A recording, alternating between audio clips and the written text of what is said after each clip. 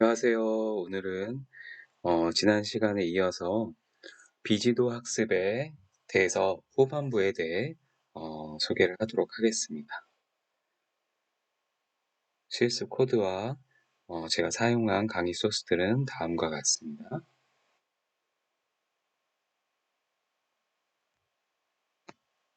네, 오늘 여기에 해당하는 두 번째 시간이고요. 그래서 지난 시간에 기본적인 확률 지식에 대해서 살펴봤고요. 비지도 학습을 이해하기 위해서. 오늘은 본격적으로 큰 그림에 대해서 설명을 드리도록 하겠습니다. 비지도 학습뿐만 아니라 우선 가장 기본이 되는, 딥러닝의 가장 기본이 되는 개념에 대해서 한번 볼 예정인데요. 그 중에 하나가 바로 맥시멈 라이클리후드라는 개념입니다. 그래서 많은 분들이 딥러닝을 할 때 이 부분에 대해서 정확하게 이해하지 않고 그냥 결과만 가지고 코딩을 하시는 경우들이 대부분인데요. 사실 그 이면에는 맥시멈 라이클리후드라는 중요한 개념이 밑바탕에 깔려 있습니다. 그래서 이것에 대해서 정확히 이해를 하셔야 지도학습뿐만 아니라 비지도학습에 대해서 원리에 대해서 정확히 이해를 하실 수가 있어요. 전통적인 머신러닝 기법들을 살펴보면 입력이 있고 인풋, 머신러닝 모델이 있고 출력인 아웃풋이 있게 됩니다. 모델은 보통 이제 f라는 함수로 나타낼 수 있고 거기에 그 모델의 파라미터인 세타를 달아줍니다. 그렇게 되면 새로운 x가 들어왔을 때 그 모델을 통과하면 그 모델을 통과해서 나오는 f 세타 x라는 게 바로 모델에 의해서 예측된 값이고요. 이 y는 그 데이터의 실제 값입니다. 그래서 f 세타 x는 그 모델이 인풋 x만을 가지고 출력을 예측한 값이고요. 이 오른쪽의 y는 그라운드 트루스라고 해서 실제 값. 그래서 저희는 이제 데이터에서는 이제 라벨 값이라고 생각을 하시면 됩니다. 그렇게 됐을 때 예측한 값과 실제 값의 L 함수, 이게 로스 함수인데 서로 다른 정도를 나타내는 함수고요. 예측값과 실제값의 차이를 계산을 했을 때 이 머신러닝이 하는 일은 이 차이를 최소화하는 뭐를 구하는 거냐면 바로 세타를 구하는 겁니다. 세타가 뭐였죠? 그 모델에 들어가는 파라미터라고 했죠. 일반적인 뉴럴 네트워크라고 생각하면 W, B가 바로 세타가 되는 겁니다. 그렇죠? 그러면 우리가 하는 일이 뭐냐면 이 옵티멀한 세타를 구하는 겁니다. 지난 시간에 배웠죠? 옵티멀한 세타는 어떻게 구하냐? 이 로스 펑션을 미니마이제이션 하는 세타를 찾으면 되는 거죠. 그래서 결국에 주어진 데이터를 제일 잘 설명하는 모델을 찾는 것이 클래시컬한 머신러닝의 목적이고요. 이렇게 되면 최적화된 세타를 가지고 f 함수를 만들 수 있고 새로운 x가 들어왔을 때 새로운 y 값 출력을 예측할 수 있게 됩니다. 이때는 고정 입력에 고정 출력이 되는 거죠. 그러니까 x는 u가 들어오면 하나의 y는 u가 나오는 거죠.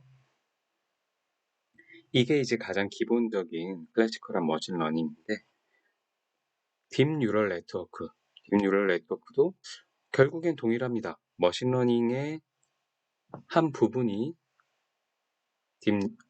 딥러닝이기 때문에 또 뉴럴 네트워크가 히든 레이어가 2개 이상이 있는 경우 딥이라고 하죠. 그래서 동일합니다. 동일한데 제가 여기서 한 가지 더 추가적으로 설명드릴 부분은 우리가 인풋 데이터들이 여러 개겠죠. 데이터를 하나 갖고는 학습을 할 수 없고 딥러닝 같은 경우에 굉장히 많은 양의 데이터들이 필요합니다. 그럼 그 데이터의 양이 만약에 뭐 100개다라고 하면 이 로스 값은 어떻게 되냐면 각각의 로스 값의 전체 합이 되는 겁니다. 이 i가 데이터의 id를 나타내는 거죠. 그러니까 데이터가 1에서 100까지 있으면 이 i가 1에서 100까지 차례차례 들어가면서 100번의 로스 값을 계산해서 더해주면 됩니다. 그렇게 하면 지난 시간에 배웠지만 뉴럴 네트워크는 백프로파게이션을 해야 한다라고 했죠. 백프로파게이션을 하는데 두 가지 조건이 있어요. 항상 백프로파게이션을 할 수 있는 게 아니라 특별한 로스 펑션의 형태에서만 가능합니다. 일단 첫 번째 가정이 total loss of DNN over training sample. 그러니까 트레이닝 데이터에 대한 total loss는 항상 뭘로 표현이 돼야 되냐면 the sum of loss for each training sample. sum으로 표시가 돼야 된다라고 하는 겁니다. 위에서 나왔죠? 로스는 모든 데이터에 대한 로스 값에 대해 트레이닝 샘플에 대한 로스 값에 대해 합으로 표현이 돼야 된다라는 조건이 있고 두 번째 조건은 각 트레이닝 샘플의 로스는 항상 파이널 아웃풋의 펑션이어야 된다. 그러니까 딥러닝의 파이널 아웃풋을 가지고 로스 펑션을 만들어야 된다는 겁니다. 그래서 만약에 여기가 인풋이고 여기가 아웃풋이면 마지막을 통해서 얘가 뭔가 하나의 값이 나오겠죠? 이 값을 가지고 이 로스 펑션이 이루어져야 되지. 예를 들어 뭐 중간에 중간층에서 나오는 어떤 값을 이용해서 로스 펑션을 만들 수가 없다라는 얘기입니다. 그래서 항상 파이널 아웃풋을 이용을 해야 된다. 로스 펑션은. 이 두 가지를 기억해 주시고요. 그래서 뭐 아키텍처별로 막 다양한 아키텍처들이 있다 보니까 어떤 것들 보면 막 여기서 로스 펑션도 나오고 여기서 로스 펑션도 나오고 하는 모습을 보이기는 하는데요. 그런 것들도 결국에는 여기서 나오는 이 아웃풋 값들이 각각의 마지막 파이널 아웃풋을 가지고 뭐 로스를 합친다든지 이런 다양한 형태를 나타나게 됩니다. 그래서 주르륵 지나가는데 중간에 어떤 값을 꺼내서 로스 펑션에 넣지 않아요. 그래서 다음 기회에 또 그런 케이스를 한번 살펴보도록 하고요. 근데 맥시멈 라이클리후드 관점은 뭐냐? 그러니까 앞에서 설명드린 건 결국에 뉴럴 네트워크랑 딥 뉴럴 네트워크랑 로스 펑션을 만드는 방법은 동일해요. 동일한데 맥시멈 라이클리후드 관점으로 바라봤을 땐 어떻게 표현이 되냐면 똑같습니다. 입력이 들어가고 모델이 있죠. 출력이 나오게 되는데 이 출력이 이 펑션을 통해서 나오는 출력은 이제 더 이상 어떤 스칼라 값 하나의 값이 아니라 확률입니다. 확률 분포. 그래서 다음과 같이 표현이 될 수가 있는데요. 이 확률 분포는 무엇을 나타내냐면 내가 x가 들어왔을 때 나의 이 모델 f 세타 x가 주어졌을 때 거기에서 y가 나올 확률입니다.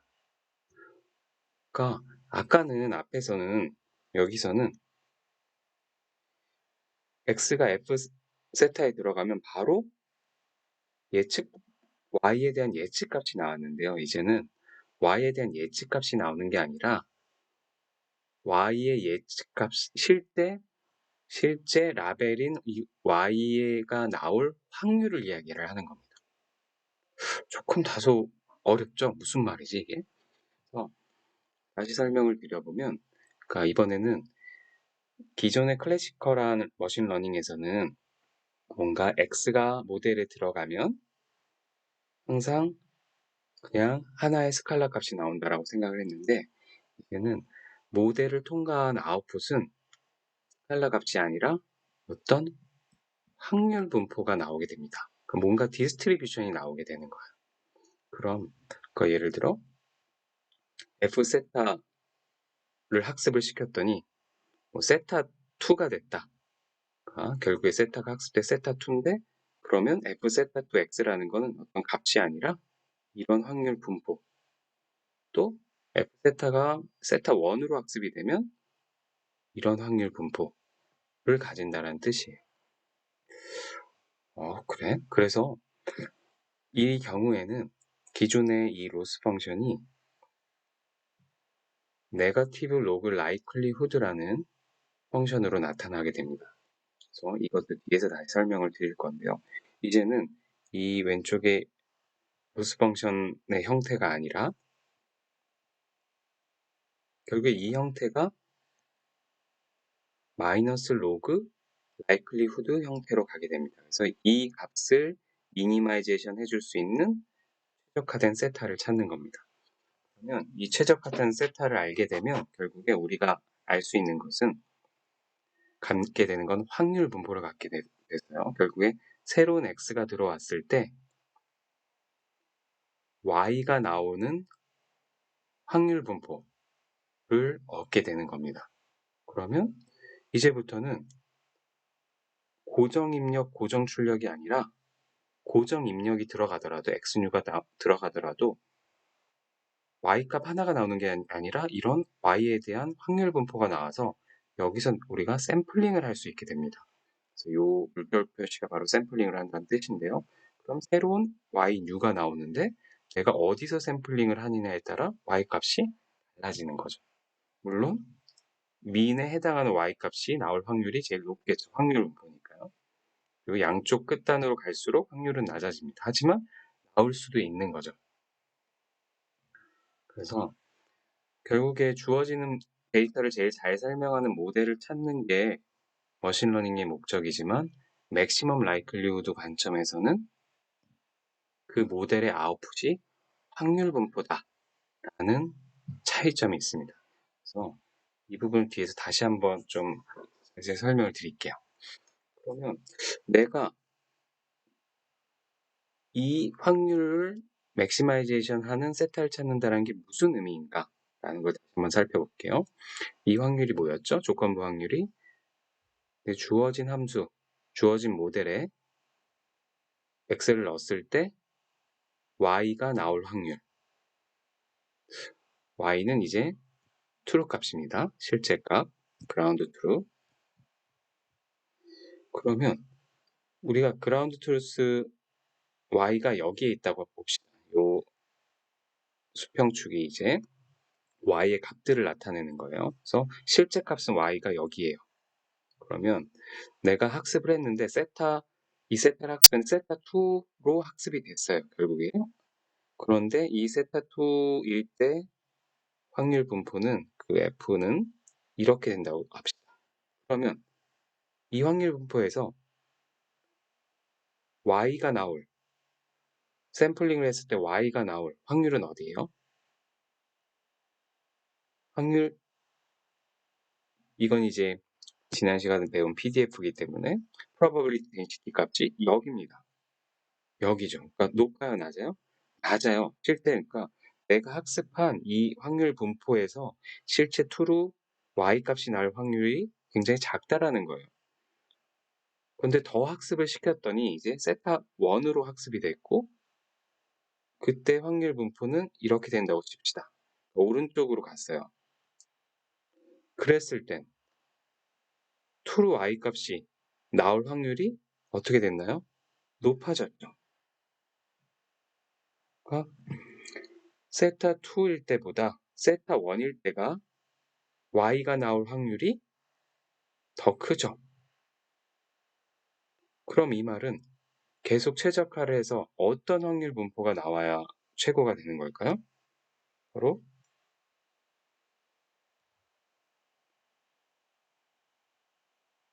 이렇게 생겨야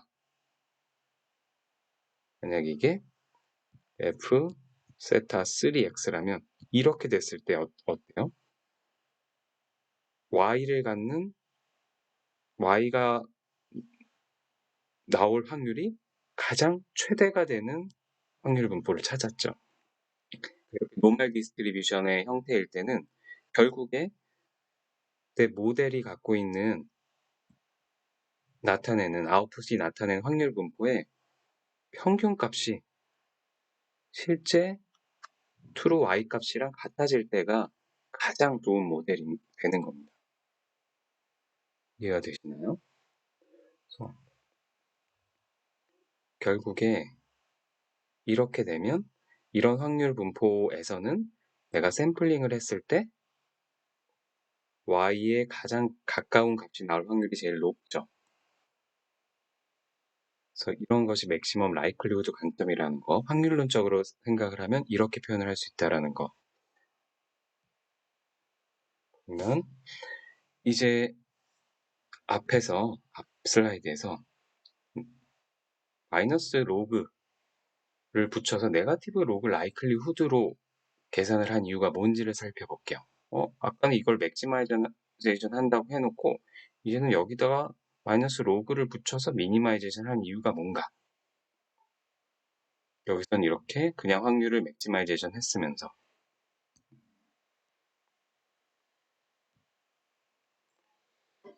우선 IID 컨디션이라는 것을 배워야 합니다. 그래서 IID라는 건 Independent의 I, 그리고 Identically의 I, 그리고 Distributed라는 뜻입니다.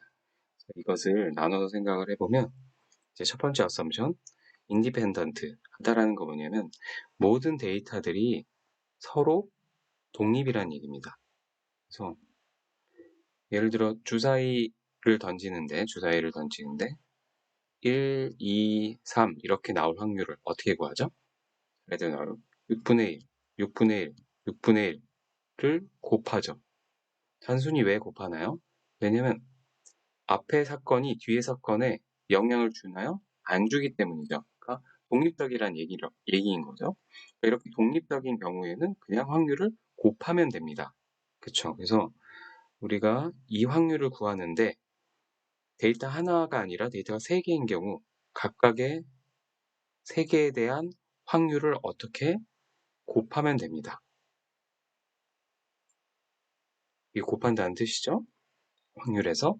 그리고 두 번째, 근데 assumption 2는 identically distributed. 그러니까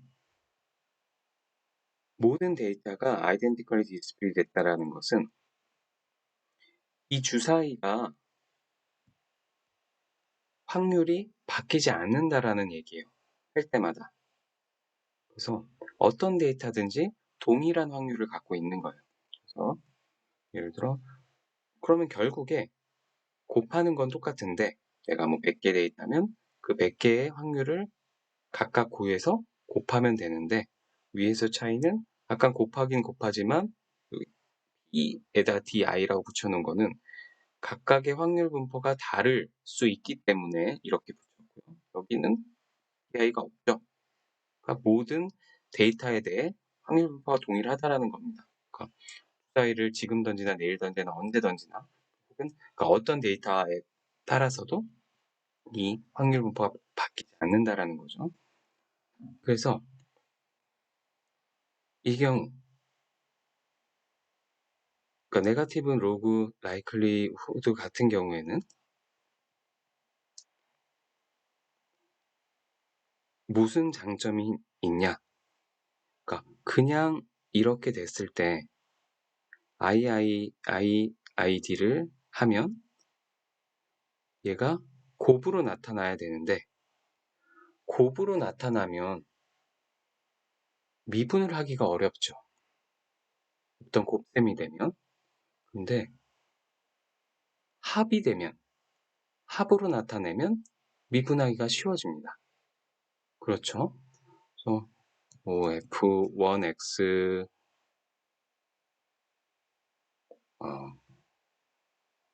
F1X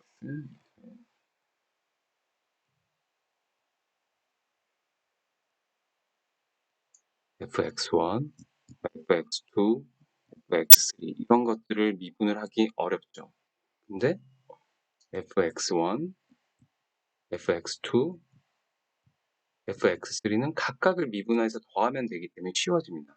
근데 마이너스 로그를 붙이면 곱이 합이 되는, 합으로 바뀌는 장점이 있죠. 여러분들 아시겠지만 로그 AB는 로그 A 플러스 B니까요. 그쵸? 그렇기 때문에 백프로파게이션이 가능해지게 됩니다. 백프로파게이션 할 때 어떻게 조건이 뭐였죠? 토탈 로스가 무조건 트레이닝 샘플들의 로스의 합이어야 된다라고 했어요. 합이요. 그런 조건을 만족시키려면 네거티브 로그 라이클리후드를 써야 되는 겁니다. 결국에. 그런 이유 때문에 네거티브 로그 라이클리후드를 썼다라는 것을 기억을 해주시고요. 그 다음 이 딥러닝 모델의 맥시멈 라이클리후드를 하나의 큰 그림으로 한번 설명을 해보도록 하겠습니다. 사실 이 페이지를 정확히 이해를 하시면 딥러닝의 그 가장 기초적인 거에 대해서 정확히 이론을 이해를 하신 거예요. 그래서 맥시멈 라이클리후드 관점에서 보면 내 함수가 내 모델이 f 세타 x고 내 모델의 파라미터가 세타일 때 이 모델에서 실제 트루 값인 그라운드 트루스 값인 y가 나올 확률이 맥시마이즈 되는 가장 커지는 세타를 구하는 게 바로 맥시멈 라이클리후드입니다. 근데 이렇게 될 경우 IID 컨디션에 따라 계산을 하면 데이터별로 이 확률을 곱해줘야 되는데 곱해주지 않기 위해 더해주는 역할을 하기 위해서 네거티브 로그 라이클리후드를 써서 결국에 얘를 맥시마이제이션 하는 것은 마이너스 로그 라이클리후드를 미니마이제이션 하는 것과 동일합니다. 그러니까 이 마이너스를 단 거는 결국에 미니마이제이션으로 바꿔주는 효과를 갖는 거예요. 그러면 결국에 로그 라이클리후드를 맥시마이제이션 하는 것과 같고 그게 곧 맥시멈 라이클리후드랑 같아지는 거. 그럼 이렇게 바꿔주면 결국에 합으로 표현을 할 수 있다라고 했죠. 로그는 곱을 합으로 표현할 수 있어서 모든 데이터별로 합을 구한 것과 동일한 효과가 나타난다. 그래서 sum of loss for each training sample이 가능해지는 겁니다. 그러면 오케이 여기까지는 해서 내가 이제 백프로파게이션이 가능하다라는 건 알았는데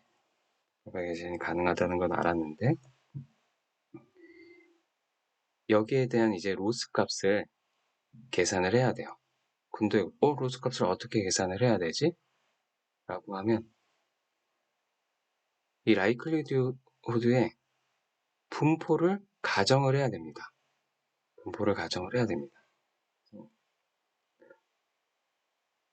이 분포를 가정을 하는데 딥러닝에선 딱 두 가지 케이스가 있어요. 많은 케이스가 없이 딱 두 가지 케이스입니다. 그래서 이 분포는 가우시안을 디스트리뷰션을 따른다. 혹은 카테고리컬 디스트리뷰션을 따른다. 뒤에서 나오지만 이건 베르누이를 따른다. 라고 가정을 하게 되면 가우시안 디스트리뷰션을 따르면 항상 로스 펑션이 민스퀘어드 에러가 되고요. 베르누이를 따르면 항상 크로스 엔트로피 로스식으로 바뀝니다. 그래서 이런 로그 라이클리후드를 계산을 할 수 있으려면 그 라이클리후드가 어떤 디스트리뷰션을 갖는지, 분포를 갖는지를 가정을 해야 되고 두 가지 가정을 할 수 있는데 각각의 가정에 의해서 나의 로스 펑션이 결정이 됩니다. 이것은 뒤에서 다시 설명을 드릴 거예요. 그러면 결국에 내가 딥러닝 모델이 있는데 여기 인풋 x가 있어요. 인풋이 딥러닝을 통과를 하면 f세타를 통과를 하면 f세타 xi라는 아웃풋 노드가 나옵니다. 그렇죠? 그러면 그 값이 여기에 사용이 되는 건데 이 값이 어떤 스칼라 값이 아니라 어떤 디스트리뷰션을 따르게 디스트리뷰션의 결과가 된다라고 했죠. 그렇게 했을 때 중간에 우리가 마지막 층의 액티베이션 항상 어떻게 하냐? 어떻게 계산을 하냐? 이게 딥러닝을 하는 목적이 뭔가 밸류 값을 예측을 하는 거다. 뭐 날씨다. 날씨는 아니죠. 온도다. 뭐 이런 컨티뉴어스 값, 주값 이런 값들을 예측을 하는 거면 마지막 액티베이션은 펑션을 하지 않고 그냥 아웃풋을 사용을 하고요. 이게 기냐 아니냐, O냐 X냐, 0이냐 1이냐, 바이너리인 경우에는 마지막 아웃풋에 시그모이드 액티베이션 펑션을 통과시켜야 되는 거고요. 이게 카테고리다. A다, B다, C다. A인지 고양이인지 토끼인지 이런 종류가 있다면 아웃풋에 시그모이드가 아닌 소프트맥스를 취해야 마지막 액티베이션을 취해야 내가 원하는 값을 나타낼 수 있겠죠. 그래서 이것만 내가 무엇을 하는 것인지 결정을 하면 마지막 아웃풋 노드에 어떤 액티베이션을 사용을 해야 될지 사용하지 않을지 시그모이드를 해야 할지 소프트맥스를 해야 할지 결정이 되죠. 밸류 값은 어떤 리그레션을 하는 거죠. 리그레션을 하고 나머지는 클래시피케이션을 할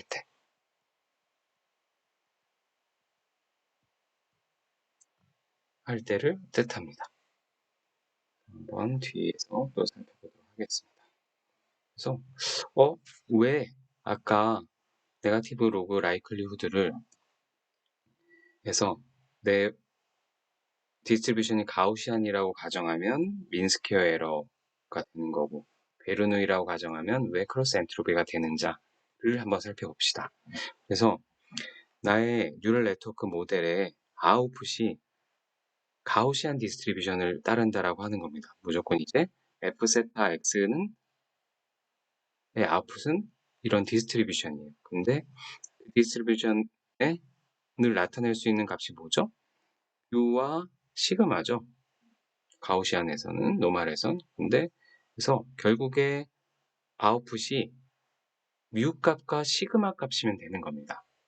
쉽게 생각하시면. 그러니까 어떤 펑션의 아웃풋이 어떻게 디스트리뷰션이 될 수 있냐라고 하면 그 디스트리뷰션의 파라미터 값이면 되는 거예요. 그러면 이 펑션을 통과한 값이 뮤랑 시그마가 나오면 그 뮤와 시그마에 의해서 내가 디스트리뷰션을 그릴 수 있겠죠. 근데 쉽게 여기서 이제 단순하게 시그마는 무조건 1이라고 합시다. 그리고 평균만 변화한다라고 하면 이 함수의 아웃풋은 그냥 뮤가 되는 거예요. 마치 스칼라 값인 것처럼 되는 거죠. 그러면 가우시안 디스트리뷰션은 다음과 같이 표현을 할 수 있었죠.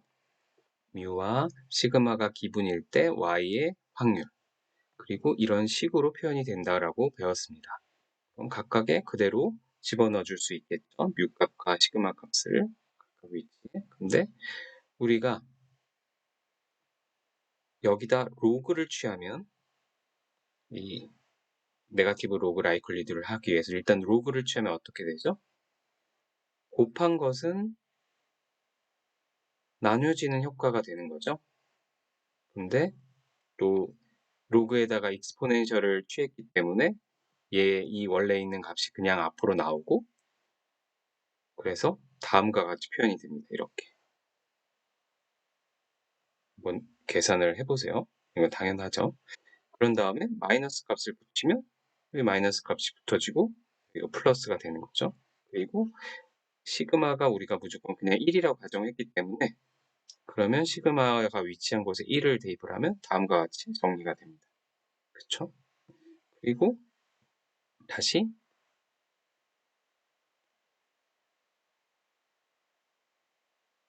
정리를 해보면 지금 이 값은 결국에 어떤 상수에다가 얘를 더한 거니까 사실 뮤가 달라질 경우 여기에만 비례해서 달라지겠죠. 이 상수는 의미가 없습니다. 사실 그렇죠? 그러면 이 값은 결국에 뮤 값이 뭐였죠? fzxi였어요. 그러니까 결국에 yi에서 이 fzxi를 뺀 것의 제곱 빼식이 되는 거죠. 이게 뭐였죠? 이게 바로 민스퀘어드 에러식이었습니다. 결국에. 그러니까 요 위에 있는 것이 내가 예측한 값과 실제 값의 차이의 제곱이잖아요. 이것들을 다 더해서 평균을 내주면 민스퀘어드 에러가 되죠. 그러니까 사실 민스퀘어드 에러는 뭔가 실제값과 예측값의 차이의 제곱의 민이었는데 이게 어떻게 유추가 되는지 봤더니 네거티브 로그 라이클리후드에서 디스트리뷰션을 가우치냐라고 가정을 하면 MSE로 바뀌죠. 그러니까 유도가 되죠. 그리고 두 번째, 베르누이 디스트리뷰션을 따른다라고 가정을 하면 그러면 베르누이 디스트리뷰션에서는 파라미터가 하나밖에 없었죠. 동전 던지기. 동전이 앞면이 나올 확률. 이것만 있으면 됩니다. 그렇죠? 그래서 결국에 나의 함수를 통과한 아웃풋은 그냥 확률이면 돼요. 앞면이 나올 확률. 바이너리에서. 그리고 베르누이 디스트리뷰션은 PYI 기분 PI에서 다음과 같이 나타낼 수 있었죠. PI 곱하기 YI, 1-PI, 1-YI 이런 식으로 표현이 되는데 거기에 로그를 취하면 얘가 나뉘죠. 나뉘어서 다음과 같은 식처럼 되고 마이너스를 붙이면 결국에 여기 마이너스를 붙이게 되고요. 근데 이 식이 뭐였죠? 앞에서 배웠던 뉴럴 네트워크에서 배웠던 크로스 엔트로피 식입니다. 결국 그래서 마이너스 로그 라이클리후드에서 베르누이를 가정을 하면 크로스 엔트로피가 되더라 라는 걸 아실 수 있겠죠.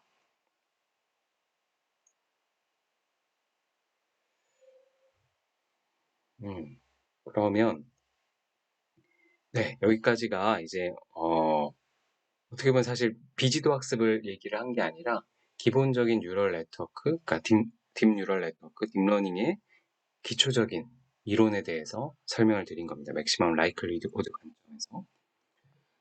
그리고 이제 제너레이티브 모델은 뭐냐? 비지도 학습에서 가장 이제 널리 사용되는 모델을 이야기를 하는 건데요. 그동안에 우리의 지도 학습은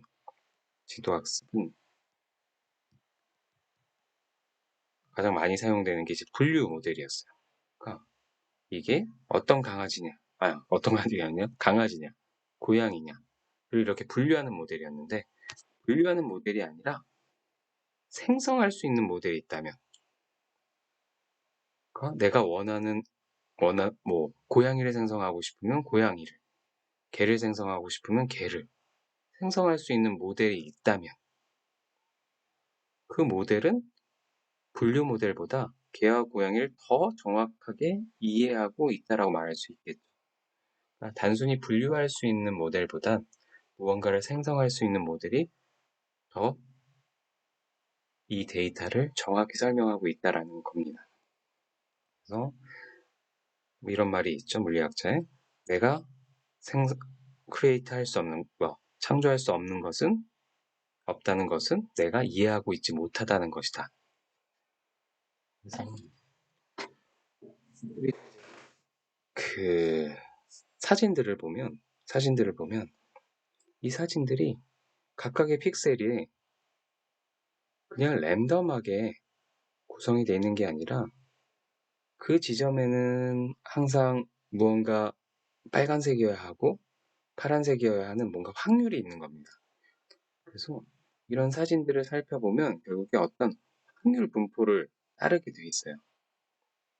안 그렇고 내가 이런 유니폼한 디스트리뷰션을 따른다라고 하면 사실 랜덤하게 픽셀에다가 어떤 내가 색깔을 RGB로 줬을 때 뭔가 그럴듯한 그림이 나와야 합니다. 근데 그럴까요? 안 그렇죠. 완전 노이즈스러운 사진이 나올 겁니다. 이렇게 항상 뭔가 나비 모양이 나오고 버섯 모양이 나오고 하려면 뭔가 의미 있는 확률을 따르는 이미지라는 얘기입니다. 거기서 샘플링을 하면 이렇게 실제 사진다운 사진이 나오게 되는 거예요. 한번 이런 예시를 한번 살펴보겠습니다. 우리가 이제 PDF가 있는데 이 PDF가 뭐냐면 실제 사람들의 얼굴 사진들에 대한 PDF를 만들어 본 겁니다. 그래서 요 X는 근데 사람이 보기 쉽게 하려고 1차원으로 나타냈지만 요 X는 이 사진들이 다 64 by 64 곱하기 RGB에서 곱하기 3의 디멘션을 갖는 고차원의 데이터인데 그것들을 지금 1차원으로 만약에 축소해서 나타냈다라고 합시다. 그러면 보면 이 xi에 해당하는 벡터들은 봤더니 이제 probability density 값이 높진 않고 낮아요. 근데 얘네들을 봤더니 이런 안경 쓴 남자들이더라. 그 안경 쓴 남자들의 데이터들이 많지는 않지만 뭐 이 정도 있는 겁니다. 예를 들어. 반대로 x2일 때를 봤더니 probability density가 조금 높아요. 그래서 살펴봤더니 이때 x 애들은 블랙 헤어를 갖고 있는 여성들이었습니다. 그 여성들의 데이터들이 얘보다 더 많았던 거예요. 또 봤더니 x3에 해당하는 probability density 값이 가장 높았어요. 그래서 살펴봤더니 다 금발의 여성들의 벡터였어요. 그래서 데이터들이 금발의 여성인 데이터 양이 가장 많았던 겁니다. 그리고 굉장히 낮은 probability density를 갖고 있는 X4를 살펴봤더니 굉장히 이상한 이미지들이 있었습니다. 그만큼 이런 데이터들은 실제 데이터에 많이 들어있지 않겠죠. 그래서 결국에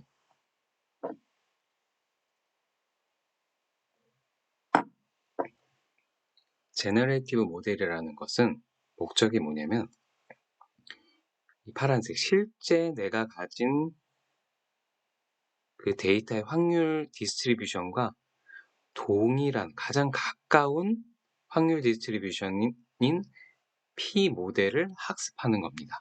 그래서 나중에 데이터가 갖고 있는 디스트리뷰션과 일치한 모델을 찾게 되면 이 모델에서 샘플링을 하면 실제 얼굴 사진이 나올 수 있게 되는 거죠. 제너레이티브 모델의 목적은 P 데이터를 어떻게 가장 잘 근사하게 학습을 하느냐라는 거고요. 이러기 위해서 이제 뭐 두 가지 방법이 있는데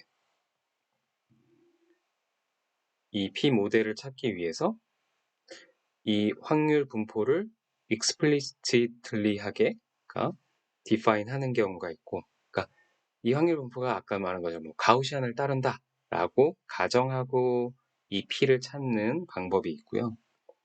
그런 가정 없이 그렇게 정확하게 가정하는 거 없이 그냥 단순히 P 모델을 학습하는 경우도 있습니다. 그래서 그 두 가지 방법을 이제 앞으로 또 살펴볼 건데요.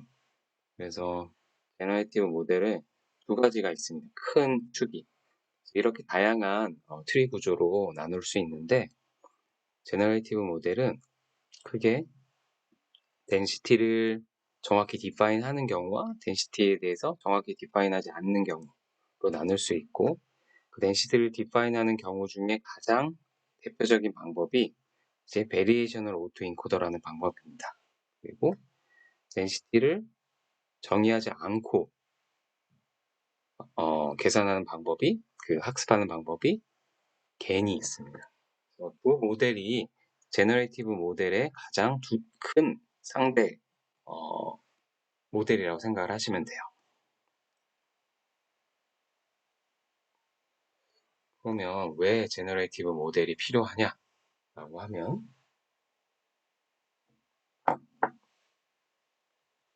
보시면 이 모델 같은 경우에 그 방에 사진들을 학습을 해서 새로운 방의 사진들을 만들어낸 겁니다. 이것들이 다 가짜 사진이에요. 그래서 굉장히 리얼리스틱하게 만들죠. 그리고 가장 많이 사용하는 예시들이 또 얼굴이죠. 얼굴 데이터들이 워낙 많기 때문에 이게 바로 딥러닝이 직접 만들어낸 얼굴 사진이죠. 실제 존재하지 않는 얼굴 사진이에요. 그래서 이런 것뿐만 아니라 제너레이티브 모델은 타임 시리즈 데이터까지 생성을 해낼 수 있습니다. 뭔가 시뮬레이션이나 플레이닝, 그래서 강화학습용으로 사용되는 경우들이 있고요. 가장 중요한 딥러닝의 그 제너레이티브 모델의 목적은 차원 축소입니다. 차원 축소. 그래서 차원 축소는 곧 매니폴드 러닝이라고도 불리는데요. 그래서 매니폴드 러닝이 무엇인지 뒤에서 한번 살펴보도록 하겠습니다. 매니폴드 러닝을 하기 이전에 첫 번째 개념인 컬서 오브 디멘셔널리티에 대해 한번 살펴볼게요. 컬서 오브 디멘셔널리티는 차원의 저주입니다. 차원의 저주. 차원의 저주가 뭐냐? 차원이 증가할수록 우리가 학습을 하기 위해서 필요한 샘플 데이터의 개수가 기하급수적으로 증가한다라는 것이 차원의 저주입니다. 예를 들어 오른쪽 그림 같이 우리가 1차원에서는 데이터가 6개만 있어도 이렇게 6개만 있어도 60%를 설명할 수 있어요. 그렇죠? 만약에 이게 이제 10칸으로 나뉘어 있다면 그렇죠? 근데 이게 2차원이 되는 순간 60%를 표현하는데 6개가 필요한데 2차원으로 되는 순간 60%를 설명하려면 몇 개의 데이터가 필요해요? 60개가 필요해지는 겁니다. 10 곱하기 11로 했을 때 1100개의 칸이 있을 때 갑자기 60%를 설명하려면 아까는 6개면 되는데 60개가 되죠. 3차원에서 60%를 설명을 하려면 10 곱하기 10 곱하기 10 1000개 중에 600개의 데이터가 필요하겠죠. 그러니까 엄청나게 증가한 거죠. 기하급수적으로. 그래서 차원이 커지면 커질수록 그 차원을 설명하기에 필요한 데이터 양이 너무 많아진다는 얘기예요. 그런데 한번 이 경우에 이제 3차원의 경우인데 실제 데이터의 분포를 살펴봤더니 많은 경우가 대부분이 비어있고 오히려 어떤 데이터가 특정한 저차원의 매니폴드에 위치해 있더라. 이걸 이제 매니폴드라고 해요. 이런 저차원의 평면을. 그러면 이 데이터는 보니까 결국에 3차원인 것 같지만 얘를 이렇게 끄집어내서 쭉 펼쳐보면 사실 이 2차원 평면에 위치한 데이터였던 거죠. 결국에. 그리고 이 2차원 평면에서 멀어질수록 데이터가 없잖아요. 그러니까 밀도가 급격하게 낮아지는 겁니다. 그러니까 뭔가 고차원에서 저차원의 이런 매니폴드를 찾을 수 있으면 데이터가 몰려있는 밀도가 높은 매니폴드를 찾을 수 있으면 그 매니폴드 상에서 무언가를 분석하고 예측할 수 있겠구나 라는 아이디어를 얻게 된 거죠. 그래서 예를 들어 사실 엠니스트 데이터도 고차원의 데이터죠. 가로 곱하기 세로만큼의. 근데 얘를 한번 이런 2차원 평면으로 나타냈다고 생각을 하는 거예요. 어떤 고차원의 2차원 매니폴드를 잘 찾았더니 그 매니폴드 위에 모든 데이터들이 올라가 있었던 겁니다. 그래서 결국에 고차원의 데이터를 분석할 필요 없이 이 2차원의 매니폴드 상에서 점을 찍고 이렇게 움직여 보면 마치 어떤 지점에 이제 8이 됐으면 거기서 오른쪽으로 이렇게 움직였더니 8이 조금씩 기울어지고 또 이쪽 방향으로 갈 때 8이 조금씩 두꺼워지고 뭐 사이즈가 바뀌고 이런 형태가 나타난다는 거. 또 4로 쭉 가다가 어느 순간 5로 바뀌고. 그래서 뭔가 이런 저차원의 매니폴드가 안에서는 뭔가 데이터들이 유의미하게 조금씩 변한다라는 걸 알 수 있었고, 이걸 바탕으로 이 저차원의 매니폴드에서는 뭔가 의미 있는 거리를 분석을 할 수가 있습니다. 보통 거리가 같으면 그 데이터가 유사할 확률이 높죠. 그래서 만약에 3차원에서 살펴보면 하이 디멘션에서 A1과 B가 가깝기 때문에 이 두 데이터가 비슷하고 A1이랑 A2가 굉장히 다른 데이터라고 생각할 수 있어요. 근데 매니폴드를 이렇게 펼쳐봤더니 어때요? A1과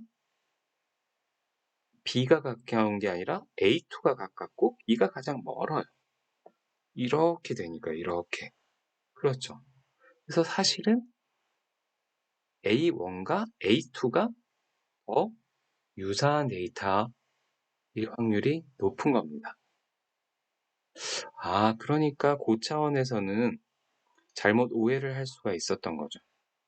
그래서 오히려 이렇게 저차원의 매니폴드를 잘 찾으면 그 매니폴드 상에서의 거리는 주요 특징들이 잘 반영이 된 거리를 이야기를 합니다.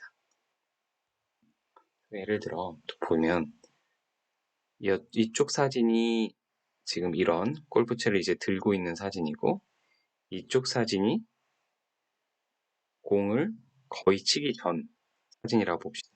그러면 그냥 3차원에서 생각했을 땐 여기와 여기 사이에 여기의 거리에 있는 사진을 뽑으면 얘와 얘의 중간 포즈가 나오겠지라고 생각할 수 있지만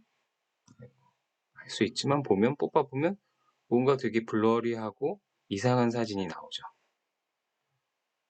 그래서 이 두 점을 인터폴레이션 했을 때, 고차원에서 했을 때는 내가 원하는 특징을 가진 사진이 나오지가 않아요. 근데 매니폴드 상에서의 거리를 가지고 이와 얘의 중간에 있는 여기에 데이터를 뽑아봤더니 진짜로 중간 동작이 나왔죠. 이건 그냥 예시로 든 거고요.